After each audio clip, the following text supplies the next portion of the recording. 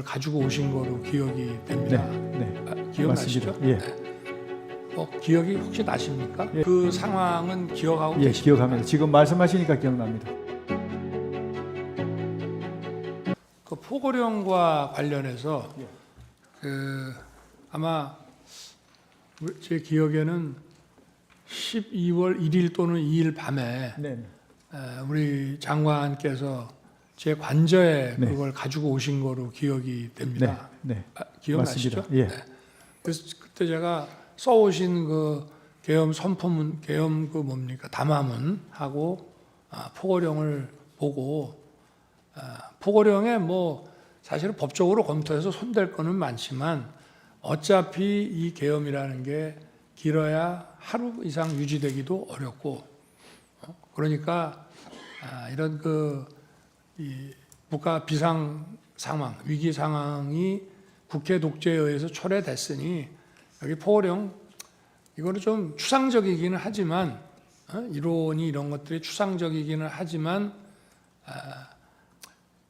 그런 어떤 상징적이라는 측면에서 집행 가능성은 없지만 이게 상해법규에도 위배되고 내용이 구체적이질 않아서 집행 가능성도 없는 거지만 뭐 그냥 놔둡시다라고 말씀을 드리고 그냥 놔뒀는데 뭐 기억이 혹시 나십니까? 예, 제가 이제 느낀 것은 대통령께서 평상시보다 이렇게 좀 꼼꼼하게 안 보시는 것을 제가 느끼면서 평상시 이제 대통령 업무를 하시는 스타일이 항상 법전을 먼저 찾으시거든요.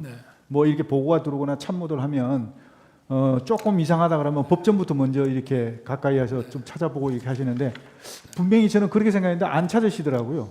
그래서 하여튼 이게 어쨌든 이거는 실현 가능성, 집행 가능성이 없는데 상징성이 있으니까 놔둡시다 이렇게 얘기를 한 거로 기억이 되고 또 그 왜 전공이 이걸 제가 왜 집어넣냐 웃으면서 이렇게 얘기를 하니 이것도 막 그런 측면에서 좀 어떤 계고한다는 측면에서 그냥 뒀습니다 해서 저도 웃으면서 그냥 놔뒀는데 그 상황은 기억하고 계십니까? 기억합니다. 지금 말씀하시니까 기억납니다. 아까 포고령에 대해서 피청구인도 그렇게 취지로 묻으셨고 증인도 동의를 하신 것 같은데 포고령이 집행 가능성이 없고 뭐 실효성이 없는 것으로 생각했다 이런 취지신 거죠? 예? 포고령이 집행 가능성도 없고 실효성도 없다. 아까 피청구인이 그렇게 말씀하셨어요. 대통령께서 그렇게 말씀하셨지만 주무장관은 그렇게 생각지 않습니다. 그래요? 네. 그러면 효력이 있으니까 그렇습니다. 실제로 집행하려고 하셨겠네요.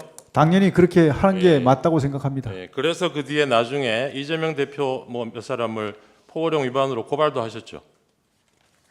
그런 적 없습니다. 이재명 없습니까? 대표를요? 제가? 예. 제가요? 언론의 보도는 그렇게 되어 있습니다. 저는 본인이 하신 게 아닙니까? 예, 그건 알겠습니다. 이 사건 포고령 5항에 보면 전공의 등 의료인을 대상으로 본업에 복귀할 것을 명하고 위반 시 처단한다 이렇게 규정하고 있습니다. 기억나시죠? 네. 이 조항도 증인이 초안에 포함시킨 것입니까? 맞습니다.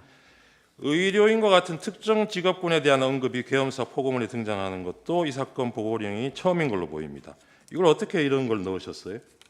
당시에 그 파업이 장기화되면서 의료 시스템 붕괴로 인해 가지고 국민의 건강과 안전이 굉장히 위협을 받고 있었습니다. 알겠습니다. 그래서 피청구인이 초안에 없던 업무 복귀를 내리고 피청구인이 있습니다. 초안에 없던 걸 넣으라고 한 게 아니고 초안 처음부터 증인이 넣었던 내용이라는 말씀인가요?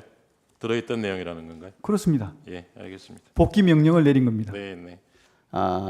우리 군이 통수권자이신 대통령의 명을 받들어서 임무를 수행했습니다. 그러나 충과 부족으로 결과가 우리가 원하는 결과가 되지는 않았지만 이런 말씀하신 적 있나요? 예, 그렇습니다. 여기서 원하는 결과는 뭐였습니까? 최소한 한 2, 3일은 가지 않을까 생각했습니다. 그러니까 2, 3일이 가지 않은 것이 원하지 않는 결과였나요? 충분히 국회의 폐악질에 대해서 국민들에게 더 명확하게 알려야 되는데 그렇게 알리지 못한 것, 그리고 선관위에 대한 어떤 그런 부정선거에 대한 실체를 좀 며칠이라도 해서 확인을 해갖고 국민들께 알려줘야 되는데 그렇지 못한 거, 이런 것들이 아쉬운 것이죠.